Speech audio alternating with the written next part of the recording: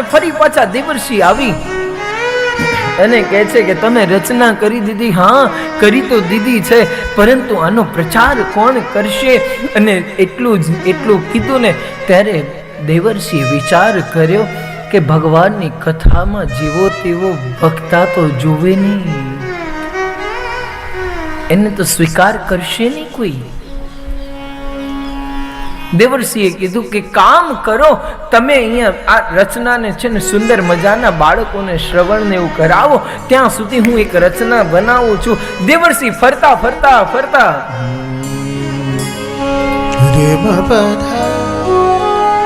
કૈલાસની અંદર આવી, કૈલાસ ધરતીની અંદર આવી અને દૂરથી પાર્વતીજીએ ભગવાન દેવર્ષિ નારદને જોઈ અને સીધા દંડવત પ્રણામ કરી દીધા. કેમ કે દેવર્ષિ નારદને છે ને પાર્વતીજી સ્વયં ગુરુ માનતા.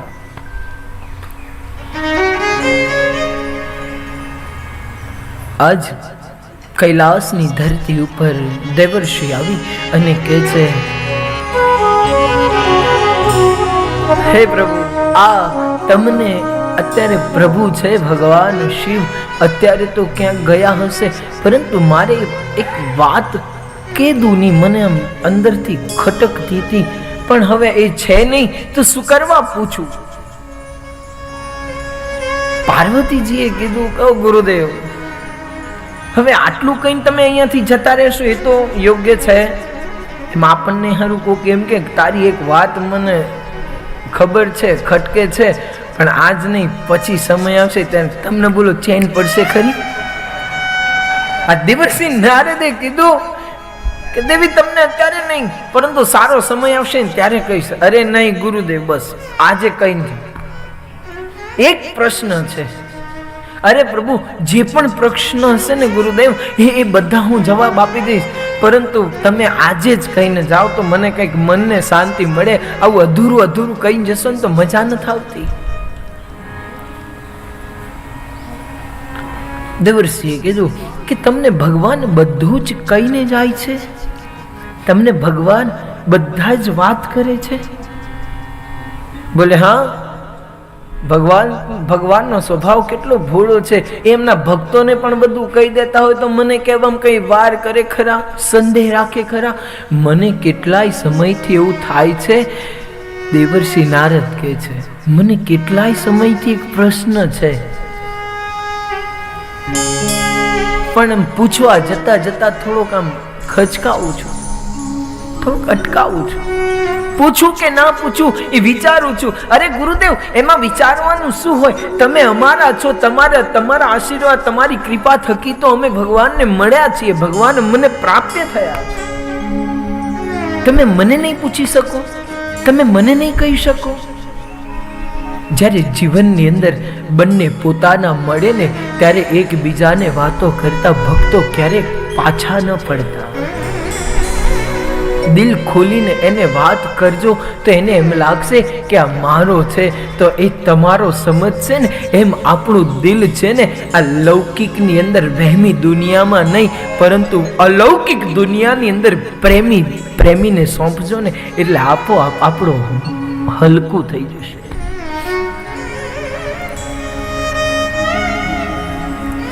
ગુરુદેવ બોલો ને. અરે ભગવાન તમને બધું કઈ જાય છે? હા, બધું જ કઈ જાય છે. તો કે એક પ્રશ્ન છે, એક વાત છે. બોલે ભગવાનના ગળાની અંદર જે પેલી માળા છે ને, મુંડમાલ, હા, એ કોની છે તમે જાણો છો? પાર્વતીજી મનમાં મૂંઝાયા કે આજ દિન સુધી બધી વાત કરી, પરંતુ આ વાત કરીને હાથ સીધો એમની નમણી નાળે ગયો. દેવર્ષિ નારદે કીધું, કેમ તમને નથી ખબર? બોલે અત્યાર સુધી તો બધી વાત કીધી છે, પરંતુ આ મુંડમાલની વાત એમને મને કીધી નથી, આજ આવા દો. દેવર્ષિ ત્યાંથી નીકળ્યા અને બીજી બાજુ પાર્વતીજીએ સુંદર મજાનો ભોગ બનાવેલો, ભોગ ઢાંકી અને મૂકી દીધેલો. ખૂણાની અંદર શાંતિથી ભાંગ પાછા ઘૂંટતા હતા. એની ભાંગ ઘૂંટતા હતા એટલામાં તો મહાદેવ પ્રવેશ્યા. મહાદેવ પ્રવેશતાની સાથે સુંદર મજાનું જોયું એટલે કીધું કે દેવી મેરા ભોગ કહાં હૈ, દેવી મેરા ભોગ કહાં હૈ। ત્યાં તો પાર્વતીજીનું તો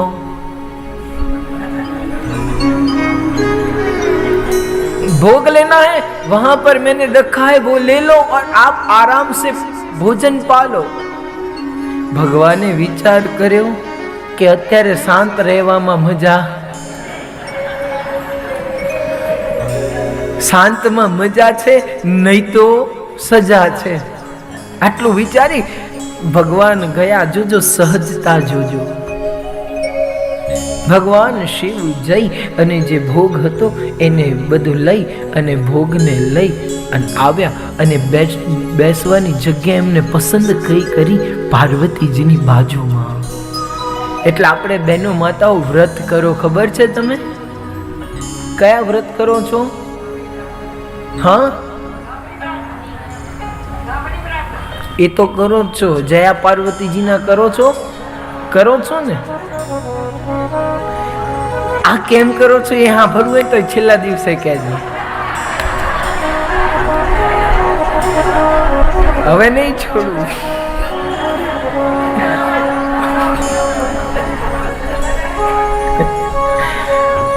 હવે નહીં છોડવું।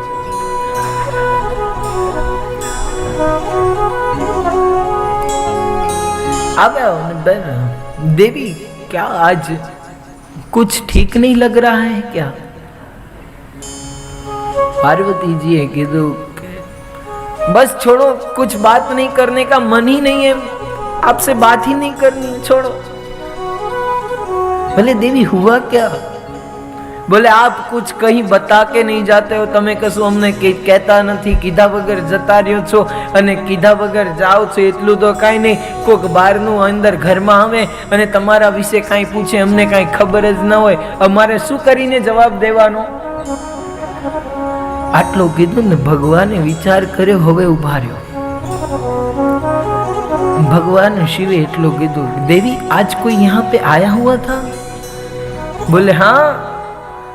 कौन आव्યું તું? बोले देवर्षि नारद।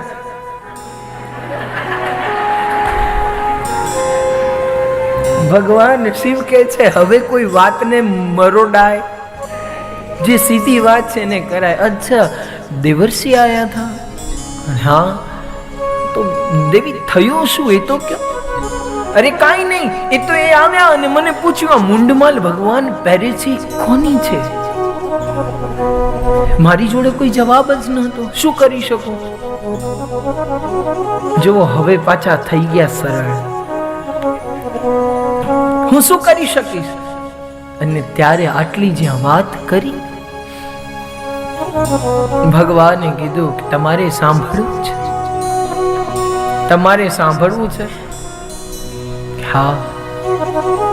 તો આ મુંડમાલ છે ને એ સ્વયં તમારી છે। बोले तमारी मारी छे? हाँ, आ तमारी मुंडमाल छे।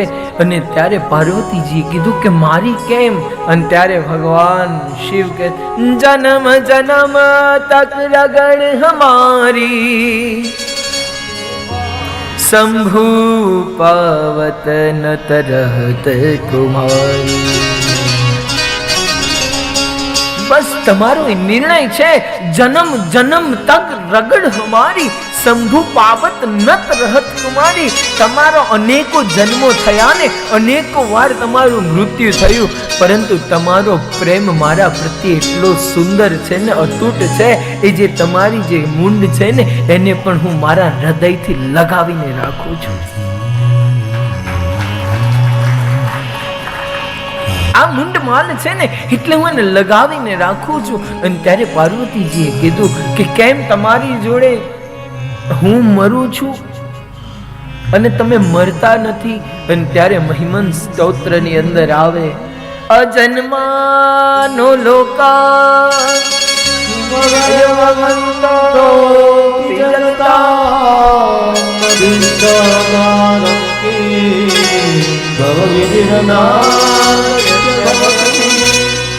અનિશો પુર્યાત ભુવનગને કહ પરિકરો યતો